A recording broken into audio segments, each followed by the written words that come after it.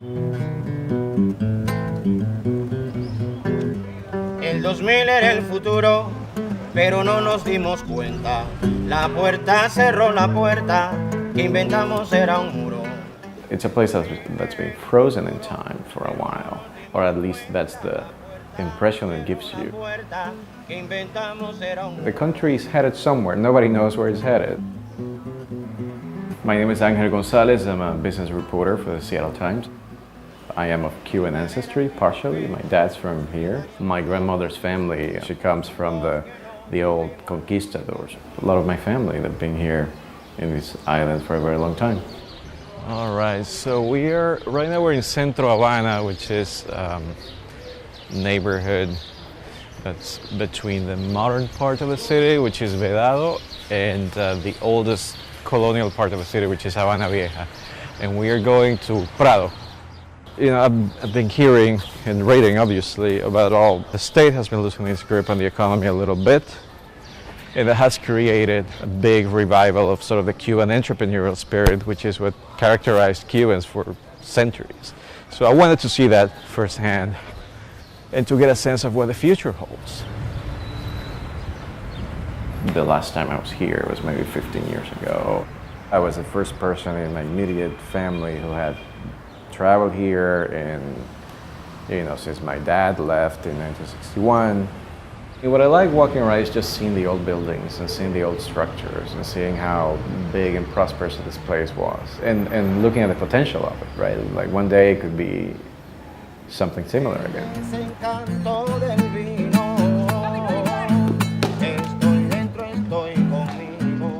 Habana Vieja looks beautiful, looks like probably what it was during its heyday. You see all these cranes, going up. You see all this foreign investment, at least in tourism, getting ready for the onslaught of potentially millions of US tourists here.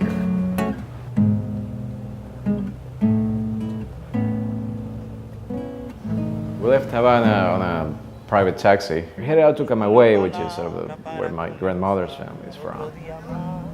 Esa es la que queda, no sé.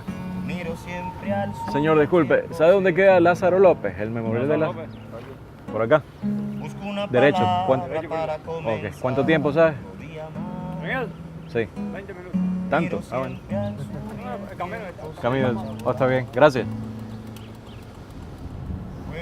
We stopped at this monument called Lázaro López. Aquí mismo es.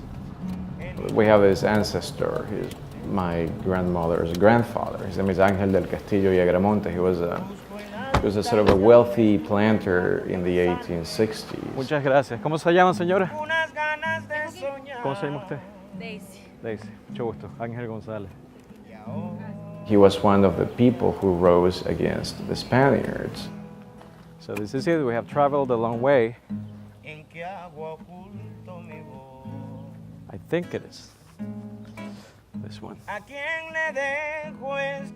They called him La Tempestad a Caballo, which I guess you could say a storm on horseback. He died, and that was September 9, 1869. He got killed in action, right there, trying to take one of his forts, and then his soldiers buried him in that field of battle, and that's what I wanted to see. It's pretty overwhelming.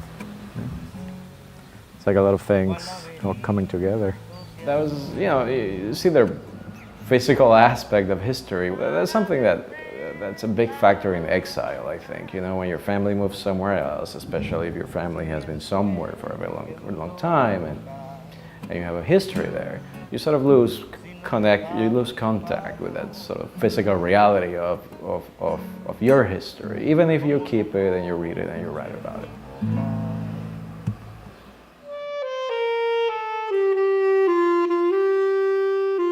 The family that still have lived there, that still live there, they are, their cousins. I'll have to take a calculator to look at what degree, but I mean, we both descend from Ángel Castillo Quesada. We all have the same sort of great grandfather. And I hadn't seen them in 15 years.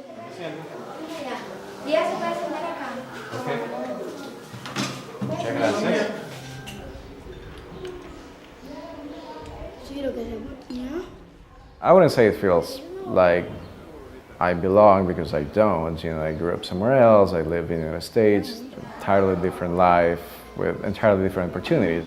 Dedico este recuerdo de mi distinguida prima.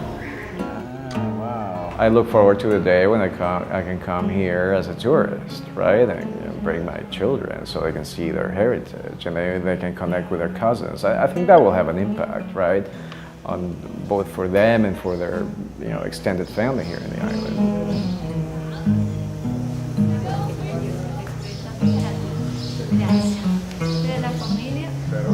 To me, the most important impact will be when Cubans sort of develop their economy and get real salaries and they can travel around the world and then come back to a prosperous island. I mean, to me, that will be the real change and the real impact.